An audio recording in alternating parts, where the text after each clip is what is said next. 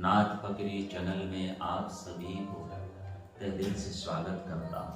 आइए रोज की तरह आज भी हम सत्संग करते हैं। भक्ति से, सत्संग से ज्ञान शक्ति प्राप्त होती है। मति राखो प्रभु प्राणमा तो पामो सुख जय।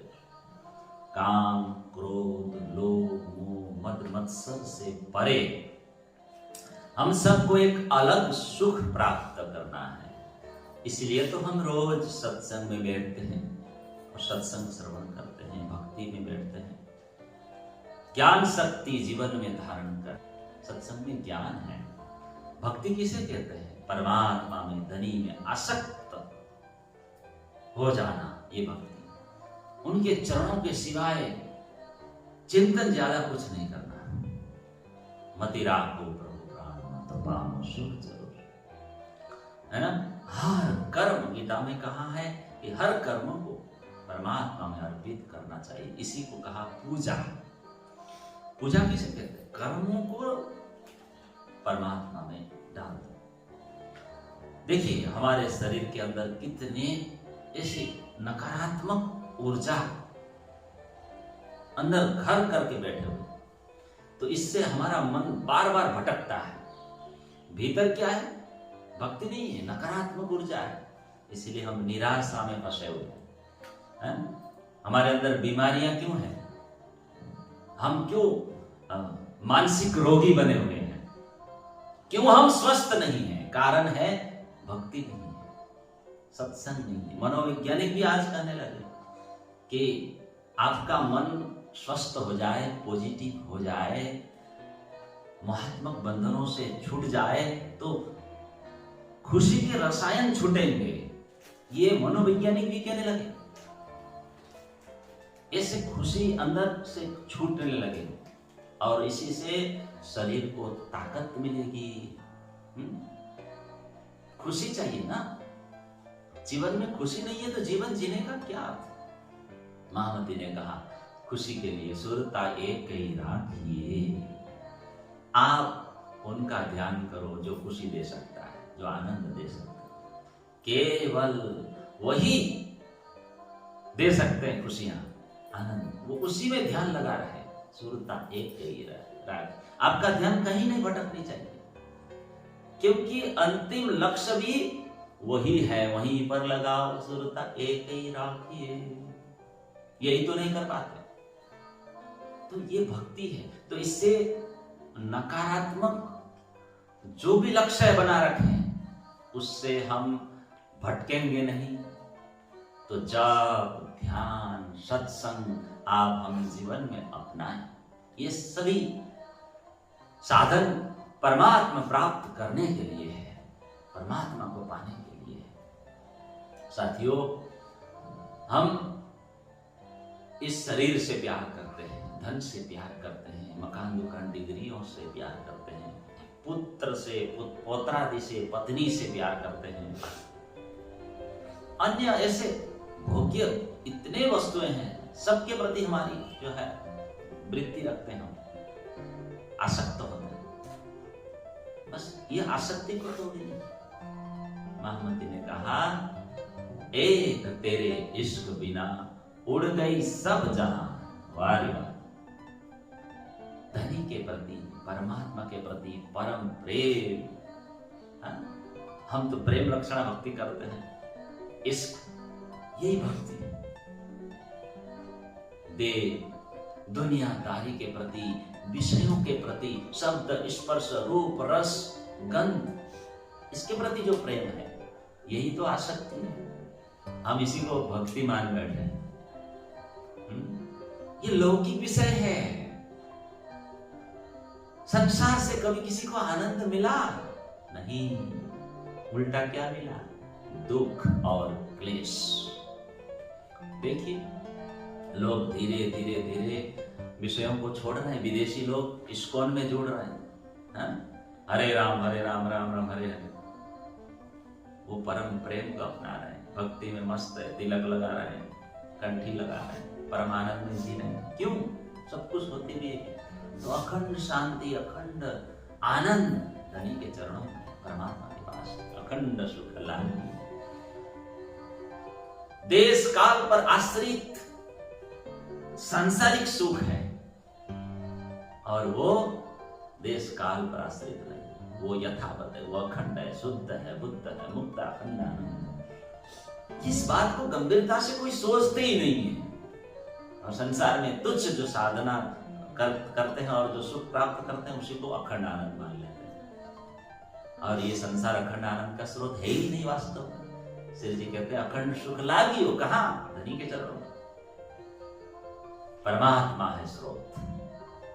थोड़ी गंभीरता से तो सोचें, रोज सत्संग सुनते हैं, सोचते नहीं है। सांसारिक चीजें, इस संसार में जो कुछ भी है ये हमेशा के लिए समान रूप से कभी किसी को अच्छी नहीं लगती। संसार में हर चीज, महामती ने क्या कहा है? अपना धनी श्री श्यामा श्याम, अपना वासा है निज धाम। निरपेक्ष और निरतिशय आनंद कहाँ है? वो श्यामा श्याम के चरणों में है। वहां जाने के बाद, वो आनंद स्वरूप के पास जाने के बाद वो प्राप्त कर सकते हैं।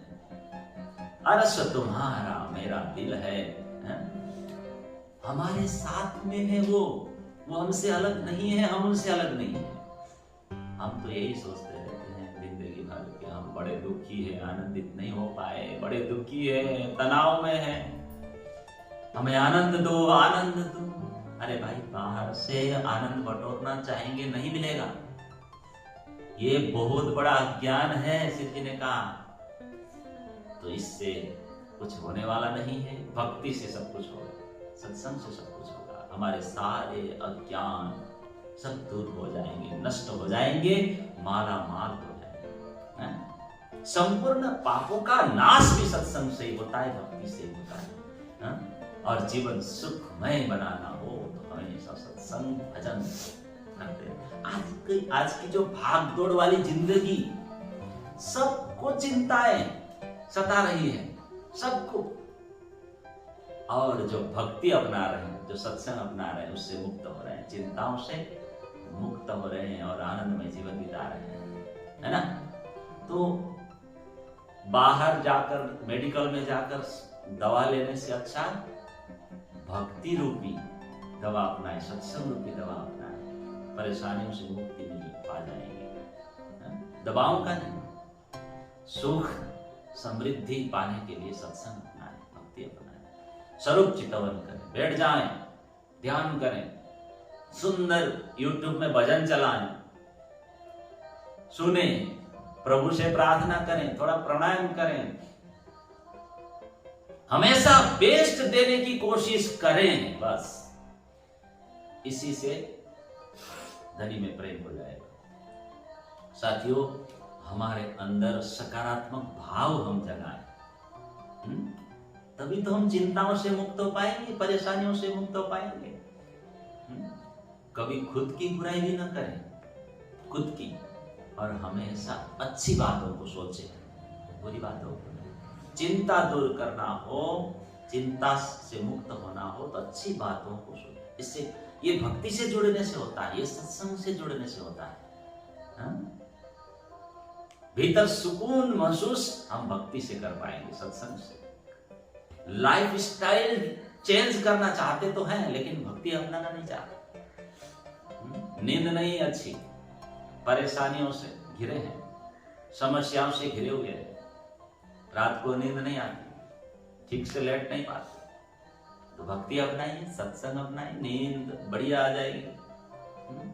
दूसरी अन्य तकलीफों से भी आपको मुक्ति मिल जाएगी। कहने का तात्पर्य क्या है? माया ममता परिहरो, मति कर जो दूर, मति राखो प्रभु प्राण मा, तो पामो सुख जरूर। मतलब तात्पर्य यही है कि धड़ी ना शरणे जा रे जा, संसार में नहीं कहीं सारे। आप सत्संगहीन ना बने, भक्तिहीन ना बने, भक्तिवान बने, सत्संगी बने, नई नई बातें सीखें सत्संग से, तभी तो हम परेशानियों से लड़ पाएंगे। जीवन संग्राम है, अज्ञानी व्यक्ति कैसे लड़ेगा? स्वाभाविक, देखिए अज्ञानी व्यक्ति चिंताओं से, समस्याओं से नहीं लड़ पाता, घिरा रहता है। और इसका सीधा प्रभाव कहाँ पड़ता है? बोलिए, स्वास्थ्य पर पड़ता है, शरीर पर पड़ता है, मर गया। तो हम सबको सत्संग के द्वारा, भक्ति के द्वारा जीवन को सक्रिय बनाना है, सुंदर बनाना है, और खुद को भक्ति में व्यस्त रखना है, सत्संग में व्यस्त, अच्छे कार्य में व्यस्त रखना है ना। और चिंता को कभी अंदर आने नहीं देना, तनाव को कभी अंदर आने मत दो। कभी ये मत बोलो कि तनाव में हूं, कभी भी चिंता मणि मत बनो। बोलो प्राणनाथ प्यारे की जय। भक्ति, सत्संग, ज्ञान, ध्यान ऐसी चीज है, मेडिटेशन, इसकी मदद लें हम।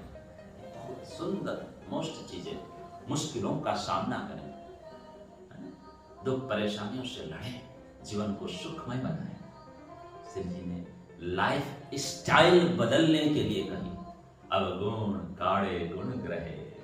अपनी लाइफ स्टाइल बदलो। क्या करो इसके लिए? हमेशा पॉजिटिव रहें, पॉजिटिव बातों को ज्यादा यहां पर स्थान दें।